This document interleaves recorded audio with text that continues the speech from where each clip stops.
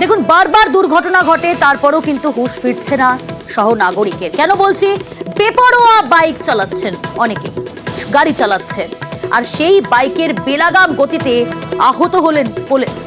নাকা চেকিং এর সময় দুর্ঘটনা, গার্ডেন রিচ ফ্লাইওভারে দুর্ঘটনা, বেপরোয়া গতিতে আসা বাইকের ধাক্কা। বিবেক রয়েছে প্রতিনিধি। বিবেক, কিভাবে ঘটলো এই দুর্ঘটনা? আহত এসআই কেমন রয়েছেন এখন? গতকাল রাত্রেবেলায় গোটা শহর জুড়েই নাকা চেকিং চলছিল। এরকমই নাকা চেকিং চলছিল গার্ডেন রিচ ফ্লাইওভারের উপরে, এবং সেখানে রাত্রি 1:30টার সময় ঘটে এই দুর্ঘটনা। যেটা জানা যাচ্ছে পুলিশ সূত্রে যে একটি মোটর সাইকেল বা মোটর বাইক সেটি কিন্তু বেপরোয়া গতিতে এসে ধাক্কা মারে গার্ড রেলে। আমরা সবাই নাকা চেকিং এর সময় গার্ড রেল দিয়ে জায়গা ঘিরে রাখা হয় এবং যাতে নাকা চেকিং এর সুবিধা হয়, সেরকমই ভাবে ঘিরে রাখা হয়েছিল গার্ডেন রিচ ফ্লাইওভারের উপরের একটি অংশ, এবং সেখানেই কিন্তু ধাক্কা মারে গার্ড রেলের উপরে। এবং যে বাইক চালাচ্ছিল তার বয়স 18 বছর এমনটাই কিন্তু জানা যাচ্ছে, এবং তার নাম জানা যাচ্ছে অর্জুন সিং।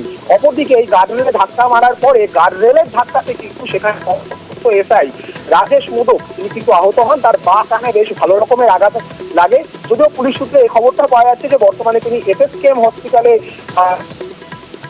রয়েছেন এবং সেখানেই তার চিকিৎসা চলছে। বেশ, অনেক ধন্যবাদ বিবেক।